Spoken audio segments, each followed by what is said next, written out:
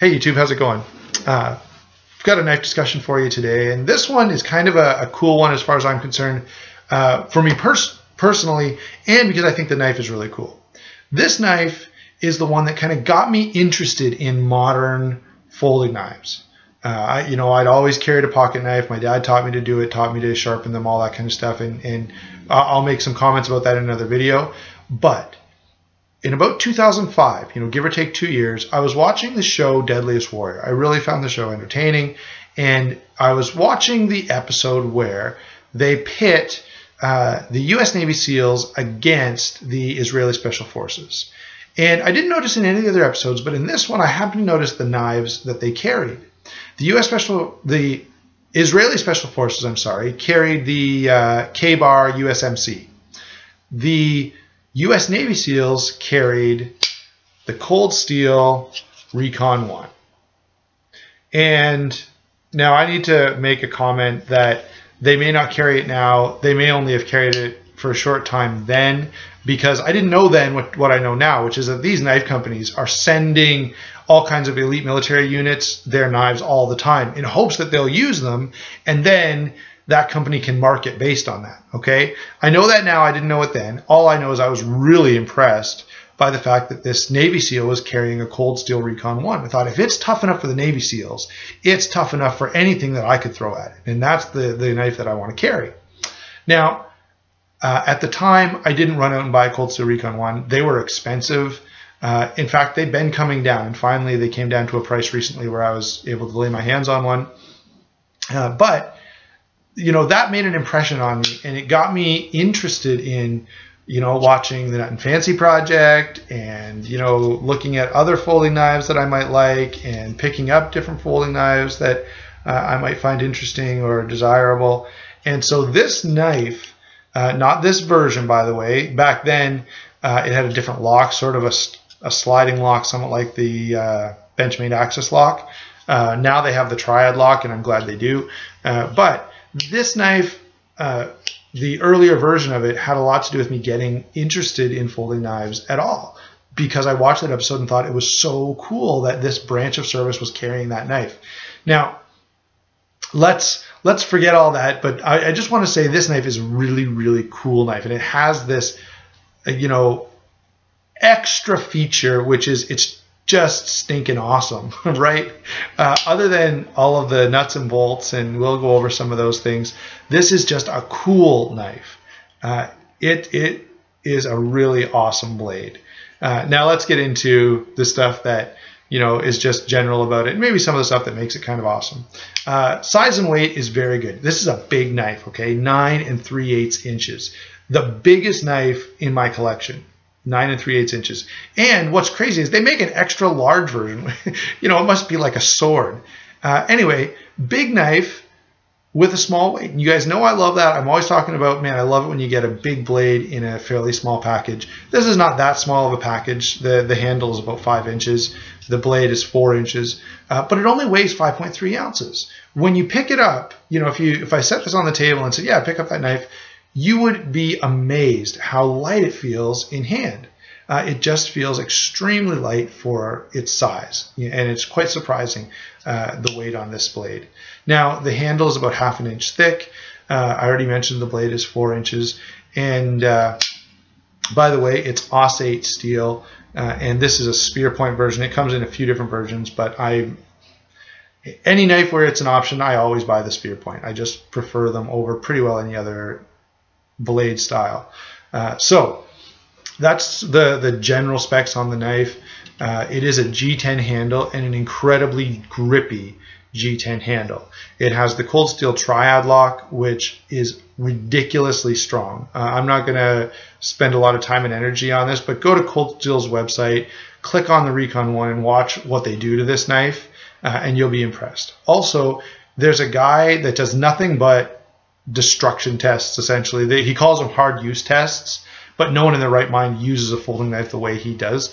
But I gotta say, the Cold Steel Triad lock passes his insane tests.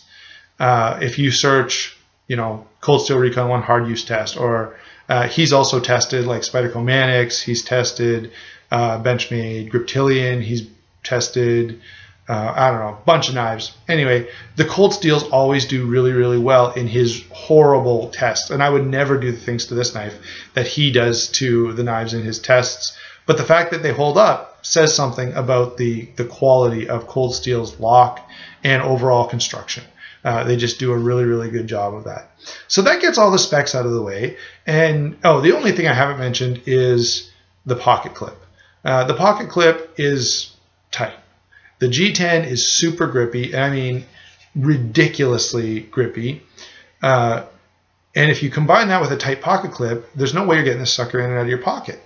So the solution to that is just to take the pocket clip and adjust it a little bit. Just put a pair of needle nose pliers here and do a little twist.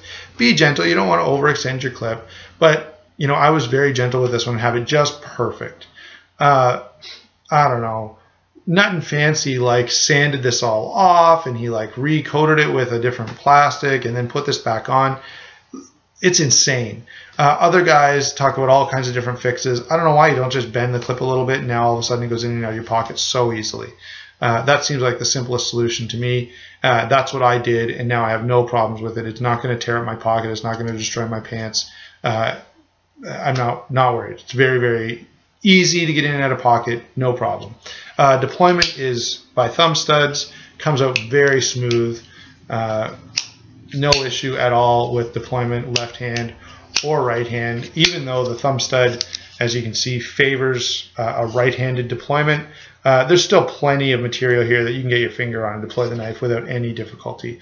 The lock is very, very positive. You've got to really push on the lock, which is good because you know the knife isn't going to close on you, but you do need to know if you kind of have weak hands or maybe you're a smaller person, it could be a little bit of an issue to close this knife. And I can remember as a kid having lockback knives where I'd have to, I'd open the knife and use it. Back when I was 10 or 11 years old, I'd open the knife, I'd use it, and then I'd have to go find a table to push the knife on so that I could close the blade. And this is almost in that category. I mean, I have no problem with it, but you might. So you need to know that lock is very, very positive. It's not unlocking unless you really, really want it to. So that gives you the specs on the knife. And now I want to give you my impression. This knife is great.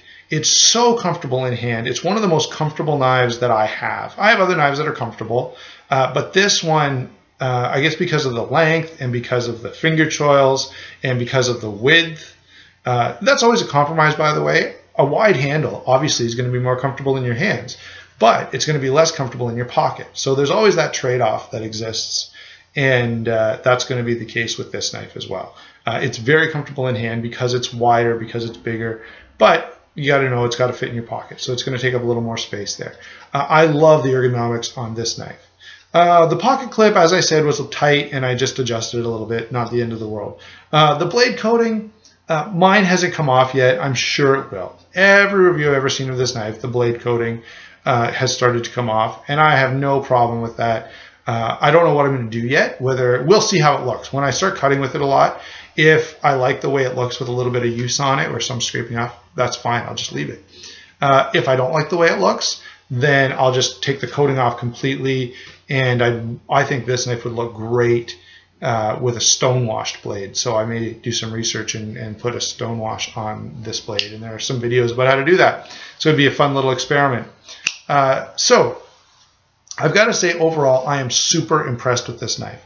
I'll admit that there's that cool factor based on the story I told you at the beginning, and that I've really wanted this knife for a long time, and probably that makes me a little bit biased. But there's been other knives that I've really liked and got them in hand and said, wow, this knife is not impressive at all. So this knife is truly impressive. This is a knife that wow. I've carried it a fair bit and just love it. Every time I pull it out, I'm like, man, it's so awesome that I'm carrying this knife. Great, great blade. Now, I do want to add something. I haven't done this in all of my videos, but I've done it in some, and I'm going to make sure I start doing it now. What are you going to use it for? Is this acceptable as an EDC blade? Yep. It's a little big maybe, but it's not that bad. It's not very heavy, and it's not, because of its relative thinness, it carries okay. You may, if you really want to carry this day in and day out, there's like one size down that has maybe a 3-inch blade or 3.5-inch blade that might be a little more appropriate for that. Here's something that most folding knives would not excel at, but I think this one fits solidly in the category of a good survival knife. And it's because that lock is so strong and so reliable, because the materials are very good. Yeah, throw this in your backpack, throw it in your pocket, and if you wanted to depend on this knife in the woods for, you know, preparing firewood, for, you know, cutting cordage, for skinning out animals, processing meat, go nuts. This thing is going to do it all because it's very tough. The blade shape is excellent. It is hollow ground. So it's gonna slice well. It's gonna chop well. The handle is great. It has this extra spot, so you can definitely choke down on the handle instead of choke up. Choke down on the handle and use this for a little bit of chopping.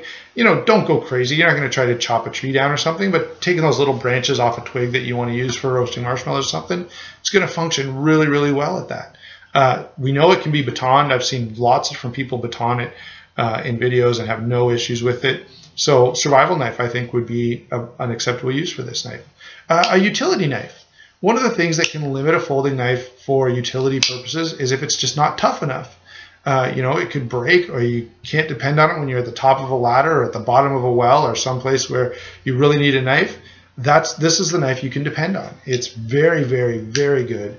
And, you know, I could see this. I know I said it about one other knife.